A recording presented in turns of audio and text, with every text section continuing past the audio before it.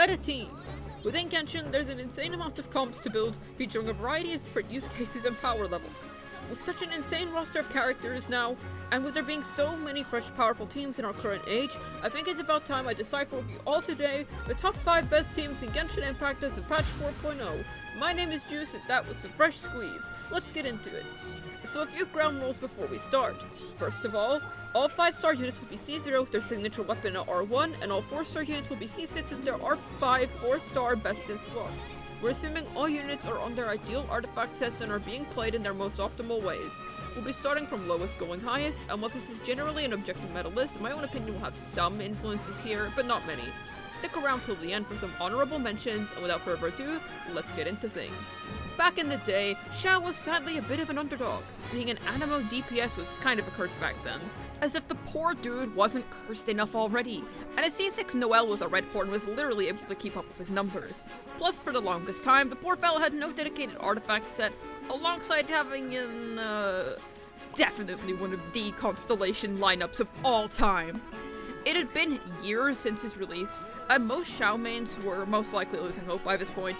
Heck, who remembers back when Xiao was actually a rare character to have before he got reruns every venti Makeout Tuesday? But then, in the name of Tevat's gods who had forsaken him long ago, Faruzan came. C6 Faruzan's existence skyrocketed Xiao from being some subpar DPS you could pull if you liked angry femboys, I do by the way, to being one of the strongest hypercarries in the game. First off, he has excellent AoE. There's so many sold single-target DPS options in the game nowadays that building a powerful AoE team carries more value. And while he may not be optimized for single-target specifically, his DPS is no joke there either. The ginormous DPS his plunges do significantly make up for this.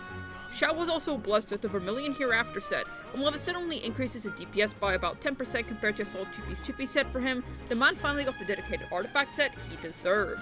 Not to mention, us Homa users out there now have access to the fresh Mayonnaise Hunter set. Things only keep getting better for this guy, much like his development in the story, huh? Of course, it would be disingenuous of me not to mention some cons of this team for those interested. First off, this team requires a really high investment to take off. Xiao is a hypercarry, so that demands some crowned talents, a fantastically balanced ratio, and a C6 Faruzan. Plus, juggling energy issues with this team can be a little taxing. And secondly, he's not free-to-play friendly if you want to yield this level of performance out of him.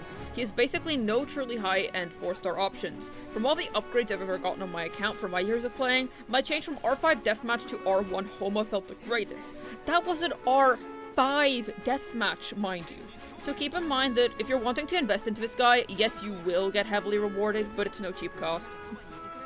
For those of you wondering, yes, Panda Boy is also solid, but Xiao is still better due to simply dealing more DPS. Moving on to our esteemed number 4. Oh look, another unit who was considered done for on release. Yae's also had no shortage of a rough past. When she came out, bugs were flying everywhere, both around the great outdoors that you never visit because you're a Genshin enjoyer, and all over Yae Miko's turret targeting. Her kit was messier than glitter. Yeah. Her damage was underwhelming at the time, since back before 3.0, Electro was the worst element in the game. Yeah, remember that time when Geo had mild respect? That's important to mention because most meta Electro units at the time, such as the Raiden Shogun, made up for their element with what their kit provided. She gave your allies more burst damage, more energy, enables an insane amount of transformatives, at the time performed rational, and felt very cohesive and complete in general. Fischl, very flexible off-fielder, who was excellent at Electro Charge. God, saying Electro Charge used to be good makes me feel like I'm teaching a history lesson right now. And had insane particle gen and good sub-DPS and single target. She was an excellent partner for Beidou, who used to be a meta AoE pick at the time. Yae had none of this. She had insane energy issues, a really clunky rotation, which made sense to nobody. Never forget E. No dedicated set to make the situation better for her. Her cons were literally broken as she screwed over her turret targeting even more, and she was then deemed simply a worse version of Fischl.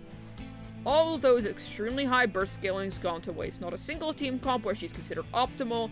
This seems even worse than Xiao's case. At least that guy functioned fine upon release. Well, actually, you would be mistaken. Yae made a slow, albeit impactful climb back into the Genshin metasphere.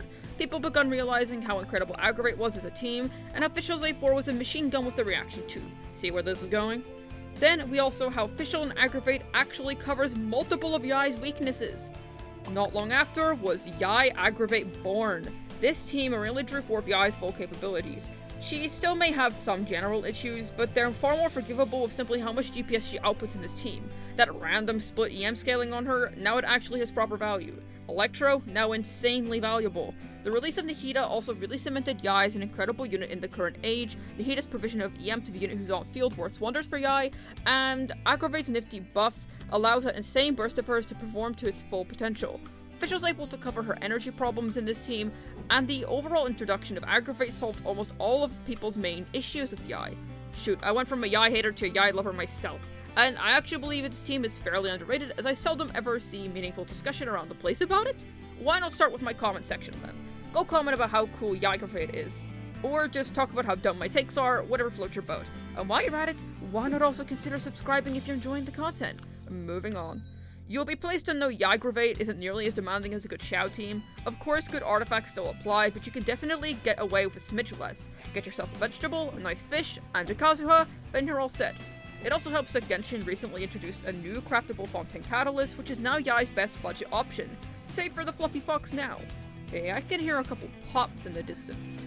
No wonder it's Nilou Bloom's bountiful cores nuking enemies like it's nobody's business. People were skeptical of Nilou when she came out, wondering things such as, will she hold up in a harder abyss? Is she too restrictive? Or statements such as, her output isn't that impressive, or she's gonna fall off really fast.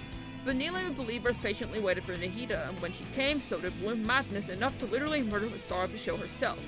Like, jeesh! Bloom damage is nuts, which is how Kokomi came into play. Another unit who went from being considered bottom of the barrel to a truly sublime pull. Her value in triggering Bloom to her EM build and huge heals were simply ideal for this team. But things didn't stop there for Nilou. Many other options came afterwards. Kaveh, Karara, Baiju, all great mitigators for Bloom teams. Bountiful Core's Bloom quickly rose to become one of the top AoE teams, and at higher investments, you'll be swamped in a sea of green with how much Bloom destruction occurs. The main con of this team, however, is that it falls off pretty harshly in single target, and without high investment, you'll probably struggle to clear boss content in time. But this team is so unbelievably excellent in what it specializes in, that it absolutely deserves a spot on this list. You'll all also be happy to know this team doesn't really require too much investment. No crit, just a ton of HP, EM, and good enough healing. Key of Kaj is an incredible boost to this team, however, and so is Nihida's signature weapon. But we haven't peaked with Dendro teams yet. Nope. Now we've reached the magnum opus of Dendro. Alhaitham is simply a beast. Fantastic C0 DPS output, yet will let people puzzled over his performance at the time with his complexity. The guy is about as difficult to play as Sexy Worldwide over here, for instance, and he came out not long after Nihida did, so people were still riding off that craze. When played optimally, his Dendro application is literally better than Nihida, and his mirrors deal in ridiculous DPS. Not to mention, Nihida herself is an incredible upgrade to Alhaitham's already stellar performance. Her provision of EM powers him up excellently. To put it into perspective, Nihida is the best Dendro unit overall and doesn't need Alhaitham, but Alhaitham is one frick of an upgrade for her teams. By using a Hydro and Electro unit alongside them, you're able to maintain the quicken status upon enemies and still unleash hyperblooms. It's an incredible combo with nutty outputs. In terms of investment, yes, you'll want a Willbolt or Alhaitham, but slap him with an EM-based Electro, Hydro Applicator, and an EM Nihida, and you're all good to go. So if you're looking for the peak of all Dendro, then this is the way to go. Now, it's time for what you've all been waiting for, almost, since we gotta cover an honorable mention. Lyney and Hu-tao teams. Generally their performance at C0R1 is close enough, so they're tied here. Hu-tao Double Hydro's team is insanely powerful in single target, and is arguably the most powerful single target oriented team in the game. It's heavily specialized for this role and the output is nuts. However, it didn't make the list due to Hyphen Quickbloom outperforming it, with less investment while using similar enough teammates. Lyney Mono Pyro is another powerful single target option with incredible single target output. However, he couldn't make the list due to the support drains not really justifying using him enough, and his high performance assumes you're using Xiangling. Playing Lyney without a shielder is bold. But now it's time for number one. The team that literally dominated the Genshin meta since the dawn of time. The core comp which can literally face any challenge, whether that be single target, AoE, shield breaking, you name it, this team's got it. The Childe International team.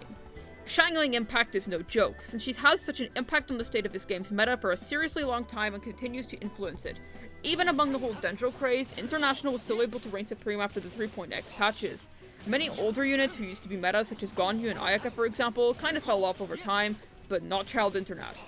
Childe himself is crazy. High skill level ceiling, amazing Hydra application for Xiangling in both an AoE and single target scenario, really powerful burst, and is the ideal fit for this comp. For those of you who think I'm just talking Bennett Xiangling, or what I mean National Varieties in general, no! Specifically Childe Internet. This team just cannot be countered. Need to deal with pyro enemies, Childe's there.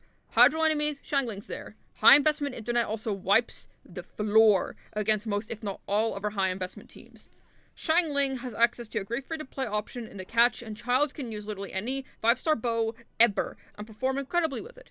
Childe is also a super underrated unit. Even those who acknowledge his prowess a bit don't acknowledge it enough. This guy literally provides you access to the best team in the game. It doesn't get much simpler than that. I heavily encourage you to give Childe a chance if you haven't already.